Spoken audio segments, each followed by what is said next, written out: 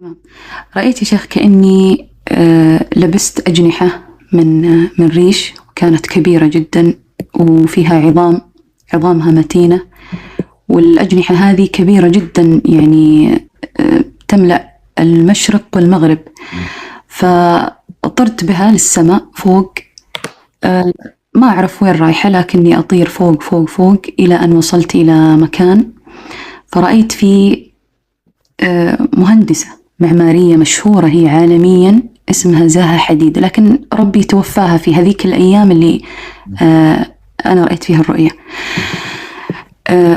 وكنت أنا في أيام الجامعة معجبة بأعمال هذه المهندسة، ما أنا مش معجبة فيها كشخصية هي نفسها، لا، بأعمالها، لأنها كانت متميزة بهذا العمل. فكنت أطمح أني أخلص الجامعة وأكمل دراسة ماستر في لندن، لأن هي عندها مكتب في لندن، بس كذا. فلما طرت للسماء رأيتها هناك، فقلت لها زاها حديد، أنا يعني أخيرا شفتش وكذا، وأنا كان نفسي ألتقي فيش، وأنا جايتش إن شاء الله إلى لندن وكذا. قالت لي وسلمت عليها، يعني حضنتها من يعني كأني شفتها لأول مرة كذا، ففرحة فيها. فقالت لي بما أنش وصلتي إلى عندي، تعالي بلففش حول العالم تشوفي أعمالي وبنيان اللي أنا بنيته في كل دولة. فودتني دول معينة، في المكسيك توريني مثلا المتحف الفلاني، في الدنمارك، في مصر، في كذا، لها أعمال شهيرة حتى موجودة في جوجل، يعني أعمالها غريبة. فجأة وأنا مبسوطة وفرحانة، يعني أني أنا التقيت فيها وقاعدة أشوف الأعمال هذه وكذا، فجأة اختفت هي من السماء. فجلست أدور كذا، أقول وين راحت هذه المهندسة، وين راحت؟ أدور وأنا في سماء يعني فيها نور عظيم جدا وضباب واسع، السماء جدا ما لها أول ولا آخر. المهم أنا خلاص قلت في نفسي أنا لوحدي، أنا هنا في السماء ما في بشر، فخلاص نويت أني أنزل إلى الأرض. فلما عكست بالأجنحة كذا أريد أنزل، سمعت صوت يعني شدني، فلفت في جهة كذا، لقيت كأنه في ممر طويل، دخلت معه، وإذا بي كأن ممر خالي ما في حد، ولكن على إيدي اليمين هو يشبه الزنزانات، كأنها سجون لكن خالية ولا في أحد.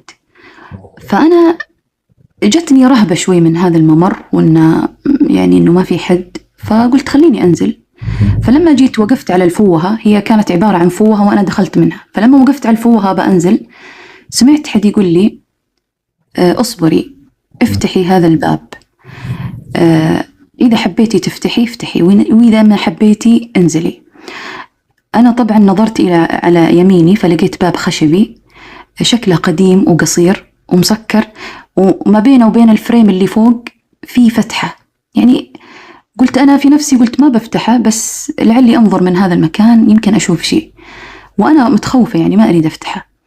فحطيت عيني كذا أبى أشوف إيش اللي فيه، ما تبين لي شيء وما عرفت، لكن جاء في نفسي إنه أنا ما أريد أفتح.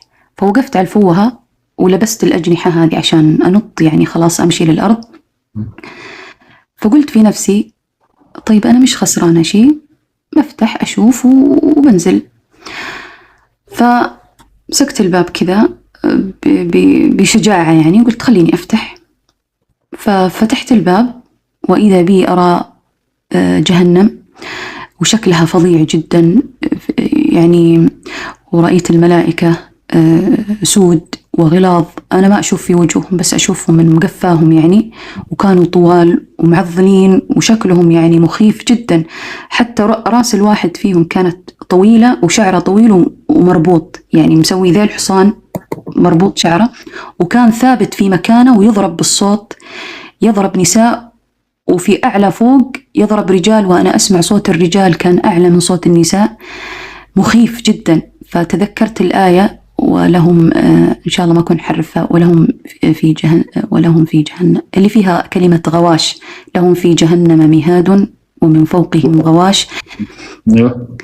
في سورة كانت تشبه في سورة الأعراف. أيوة. فجاء إن شاء الله ما أكون إني أنا غلطت يعني. غواش وكذلك نجزي المجرمين لهم من جهنم مهاد ومن فوقهم غواش وكذلك نجزي الظالمين أو الظالمين. أيوه. أي نعم. فرأيت هي من داخل جهنم تشبه كأن الشعر الممشوش اللي محترق بالنار. شفت الشعر يا شيخ لما يحترق بالنار كيف يصير؟ زي الليف أو شكله كذا كرمش كذا خشن. فبينت عندي المنظر هذا كأنه من فوق مثل الشعر الممشوش ومن اليمين ومن اليسار وكأنها مثل المرتفعات. الرجال فوق بس مخفيين عني، بس أسمع أصواتهم، أصوات العذاب والضرب، وصوت الصوت مسموع جدا. فأنا انبهرت جدا. فمن أمامي كان في ملك واقف وكان أدنى مستوى، وكانت في وحدة محترقة جدا وضعيفة جدا من كثر الضرب، صوتها عالي وصوتها مقزز ويضرب فيها وتطيح وتقوم ويضرب وتطيح وتقوم. أنا نفسيتي تعبت، قفلت الباب وعلى طول لبست الأجنحة ووقفت على الفوهة كذا ونطيت في السماء. وأنا نازلة وانفردت الأجنحة، أجنحة عظيمة جدا يعني ملأت السماء. وأنا نازلة أشوف تحتي مساحات خضراء جميلة جدا مثل حق يعني أراضي خضراء مزروعة بخضار جميل. وكان وقت مثل وقت الفجر يعني لسه ما طلعت الشمس، وكان وقت جميل.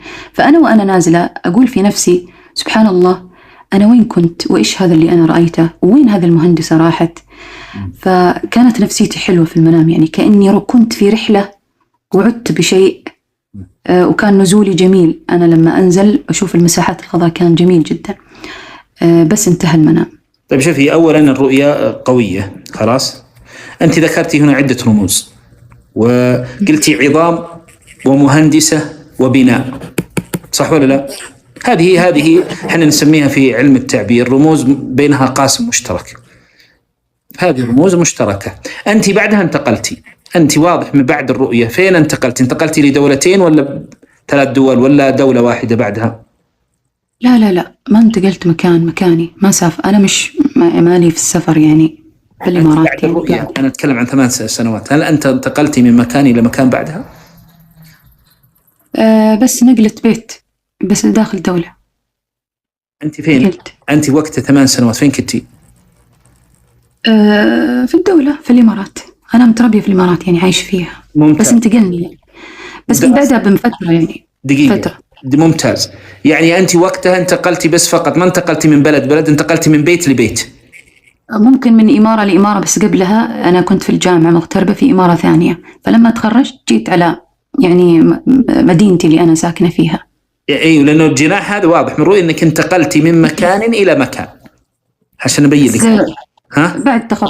بعد تخرجي كذا بسنتين 3 سنوات وشفت الرؤية دي. أيوة، أنت تعطيني رؤية وأنا أخوك لها 8 سنوات. أنا أتكلم لك هذه الرؤية والذي يظهر لي. قد يكون أنت عندك أيضا بعض الانتقالات. أنت واضح من الرؤية لأنه الجناح هنا بمعنى انتقال. قد يكون انتقلتي من مدينة أو لمدينة أو من مكان لمكان أو من كما قلتي لأن قلتي المشرق والمغرب.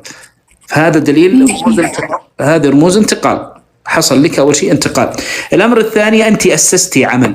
هذه القواسم المشتركة: عظم، بناء، مهندسة. أنت كونتي لك عمل. هذا العمل يظهر لي والله أعلى وأعلم أنه عمل يخص الناس في المشرق في المغرب. فهمتي؟ ما هو العمل الذي أسستيه وينتبه؟ شوف يا شيخ، أنا من تخرجت هو صادفت هذه الرؤية بداية استقامتي. وكان في أمر عجيب جدا بخصوص حتى طريقة تفكيري، وأني كنت أريد أكمل في مسار ثاني. ولكن حصل شيء عجيب من بعد الرؤية هذه. وفي رؤية ثانية هي صادفت وفاة هذه المهندسة هذه. أنا ما علي من وفاتها رحمة الله عليها. الوفاة هنا بالعكس. أنت كنت تخططين. الهندسة ترى تخطيط. أي نعم. هو هذا الأمر الغريب. هو هذا الأمر. كان اتجاهي مساري إنه أريد أخلص ماجستير، وإني أريد أصبح مثل زاها، وكان مرحب فيني. أنا كان عندي صفحة، وكان يقولون لي البارتنرز اللي شغالين معها في لندن مرحب فيش، تعالي وكملي وخذي خبرة وكذا. فكانت الفكرة تلمع في بالي. فلما جاءت استقامتي ورأيت رؤية في نفس المهندسة لكن بطريقة ثانية، رؤية ثانية يعني، كأن مساري وتخطيطي كله تغير تماماً. فوقفت هذا المجال على جنب وذهبت إلى القرآن وطلب العلم شوي. فما نسيت الهندسة، لكن اتجاهي تغير تماماً. وأسست لك في هذا العلم أو في الهندسة شيء؟ ما زاولت العمل إلى الآن، ما زاولت. أنا دخلت في موضوع القرآن عندك، أسستي فيه شيء، بنيتي لك شيء، دعوة إلى القرآن والتوبة؟ أي نعم. أنا صار وقتها أن همي أهم من الهندسة، أنه ما أريد أفارق الدنيا هذه إلا وأنا حافظة. وأنا لازلت يعني في رحلتي في حفظ القرآن، حتى أن بعض اللي كانوا حولي نقدوا علي وانتقدوني، ليش تركتي الهندسة، قضيتي عمرش كذا وكذا ورحتي إلى القرآن ورحتي. فكان هذا الكلام والأذية يعني توجعني. بس أنا قلت لهم أني أنا ما تركت مجال الهندسة، بالعكس أنا لازلت، لكن في أمر ما أنا متنبهة منه جدا، صار عندي تنبه، ما أعرف، أحس أن رأيت الدنيا بمنظار ثاني. طيب نعم. أول شيء أسأل الله أن صدقتي، يعني أسأل الله علما ترى لا أخفيك. المؤمن ترى في حاجة اسمها النية، تقلب العادة عبادة بالنية. يعني عندما لو دخلت الهندسة، يعني يمكن تغير، لو دخلت الهندسة وتريدين خدمة دينك ومجتمعك وخدمة الإسلام، ترى تؤجرين وأنا أخوك، تؤجرين. الرؤية تقول أنك أنت بناء، بمعنى أنك أسستي. المهندس هنا والبناء وعظام العظم، حتى احنا نقول العظم خلاص، العظم بالدليل تأسيس. فالدليل أنك أنت أسستي شيئا ينفع الأمة. هل أنت عندك موقع؟ هل أنت كان وقتها تدعين الناس؟ هل كان عندك توجه؟ لأنه واضح أنك أسستي عملا، هذا العمل فيه خير، فيه بناء، فهمتي؟ هذا النقطة. إيه يعني أنا من دخلت يعني يعني توجهي لما صار إلى طلب العلم والقرآن وكذا، فصرت أي شيء أستفيده وأي خير أنا يقابلني إن أبلغ به الأهل، أصدقاء، أنشره مثلا في قنوات، أخبر عنه كذا. هذا بس أنا ما نسيت الهندسة، بالعكس أنا أقول لهم أنا احتمال القرآن يفتح لي فتوح جميلة جدا في الهندسة ما فتحت لي وأنا أيام الجامعة. عشان تكونون على بينة، ترى لابد أنكم تفهمون قاعدة. ترى الشريعة الإسلامية تحتاج الطبيب، وتحتاج المهندس، وتحتاج طالب العلم، وتحتاج المؤمن كالغيث أينما حل نفع. المؤمن كالنخلة، المؤمن كالغيث أينما حل نفع، والمؤمن كالنخلة عندما تثمر لها إيش؟ لها نفع وخير. فلا ما نريد دائما، جميل أنك تطعمين هذا المجال بكتاب الله عز وجل وسنته، وتكونين على من أسس بنيانه على تقوى من الله عز وجل. ولكن لابد ترى المجتمع، نحتاج نحن خاصة في هذا الزمن، نحتاج العالم النووي، العالم الكيماوي، الطبيب، المهندس، خلاص نحتاجهم. ولذلك لا تزهدون في أي شيء ينفعل، بس اجعل في نيتك أنك تخدم نفسك، تخدم بلادك، تخدم دينك. في مهم هنا، أنا بسألك سؤال وجاوبيني في الأخير هنا. هل فيه واحد تعرفينه اتهم بتهمة قذف وهو مسجون إلى الآن، واتهم تهمة يعني بريء منها، الأقرب إلى نفسي أنها اتهم في العرض أو في المال؟ جاوبيني. يعني حد أعرفه من الأهل ولا من يعني حد معروف ولا كيف يعني؟ ما فهمت. أنت تعرفين شخص وتعرفين أنه مظلوم وأنه مسجون واتهم في ماله أو في عرضه؟ لا، ما في شيء محل. الذي يظهر لي قد يكون هذه رؤية لها 8 سنوات، قد يكون في وقتها في شخص قد يكون أثر عليك، اتهم ذلك الرجل وكنت تتابعينه، الأقرب إلى نفسي، في شخص على فكرة أنا يعني كنت معجبة بهذه بزاهة، مع إني أعرف توجه زاهة، هي لا متحجبة ولا ما أعرف إيش طائفتها. دقيقة، انتهينا منها. أنا أقول لك وقتها في شخص وقتها كنت تتابعينه، هذا الرجل اتهم في عرضه وهو مسجون. من هو ما أعلم، بس واحد نعم كنت يمكن تسمعين أخباره أو مطلعة عليه قد حتى تدعين له. قالوا الأخوات هنا في واحد بس ما أدري شو اسمه والله، في واحد من الأخوات جابت اسم شخص، لكن واضح من الرؤية صدقت هذه الرؤية إنك كنت حتى تدعين له، يعني يوصل. نعم كنت تدعين له حتى الفوهة، كنت تدعين له بحميدان التركي. أنت كنت تتابعين حميدان التركي صراحة؟ لا والله، بس الاسم هو توي أسمع منك، بس ما حميدان التركي لا والله ما. المهم في شخص كنت تدعين له اتهم باطلا في عرضه، كنت مهتمة به. هذه صدقة الرؤية وأصبت العلم عند الله.